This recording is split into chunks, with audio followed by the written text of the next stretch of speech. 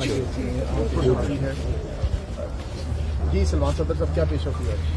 देखिए, इमरान खान साहब और उनकी मिसेस बुशरा इमरान को नैब ने एक दफ़ा फिर तोशा खाना केस के एक नए गिफ्ट के ऊपर उनको अरेस्ट कर रखा है और उसका रिमांड भी इस वक्त लिया जा रहा है।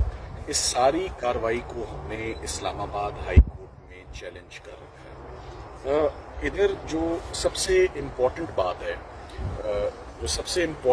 है वो ये है कि आप एक ही केस को, एक ही इल्ज़ाम को कितनी दफ़ा प्रोसिक्यूट करेंगे। क्रिमिनल लॉ में इसकी मान्यत है, 403 CRPC का और आर्टिकल 13 कॉन्स्टिट्यूशन का, वो कहता है कि तमाम जुर्म जो आपके नॉलेज नोटिस में आए वो एक ही ट्रांजैक्शन में, एक ही केस में प्रोसिक्यूट होंगे।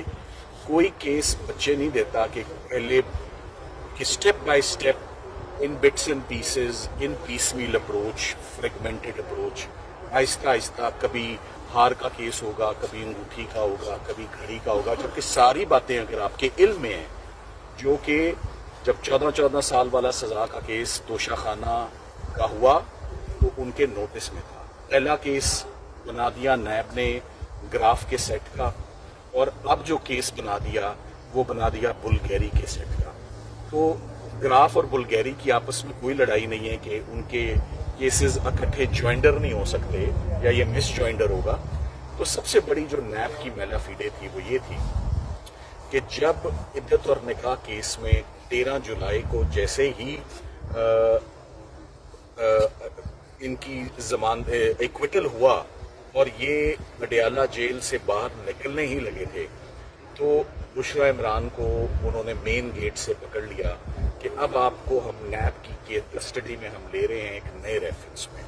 इस तमाम प्रोसेस को, इस तमाम नैब की कार्रवाई को हमने हाई कोर्ट में चैलेंज कर रखा है।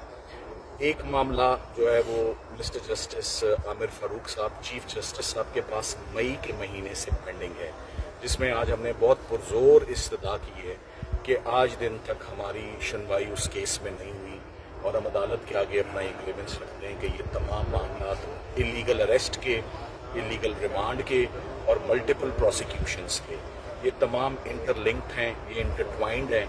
इनको इकट्ठा सुने और इनका इकट्ठा फैसला करें।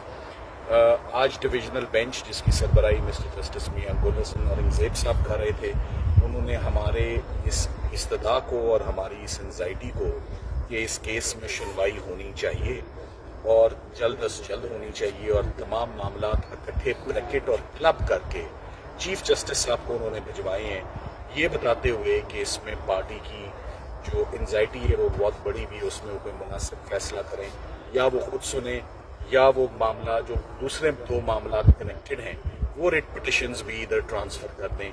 तो अब इनका फैसला इकट्ठे मुतवक्के है, यही हम चाहते हैं।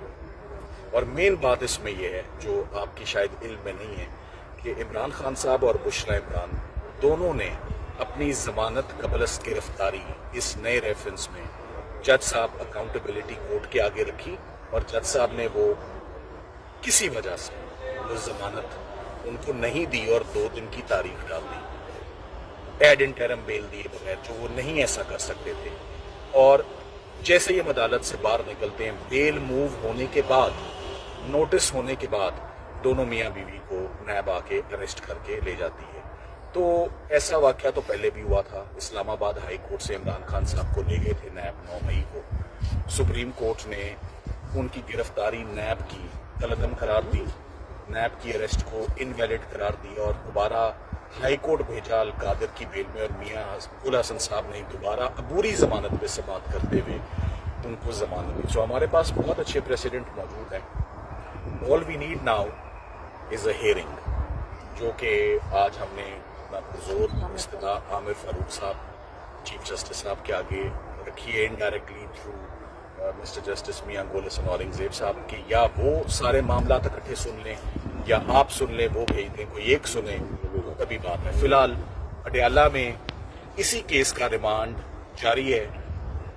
एक देखिए, नैब के रिमांड की 90 दिन की तौसी हुई। 90 दिन होता है, समझ आती है, बड़े कॉम्प्लेक्स इंट्रिकेट इल्ज़ामात पे बहुत कुछ तफ्तीश करनी है। जहाँ एक ही सवाल है और एक ही आइटम के ऊपर सवाल है, तो क्या उसके लिए आज 25वां दिन है फिजिकल रिमांड लिए हुए, क्या 25 दिन चाहिए नैब को?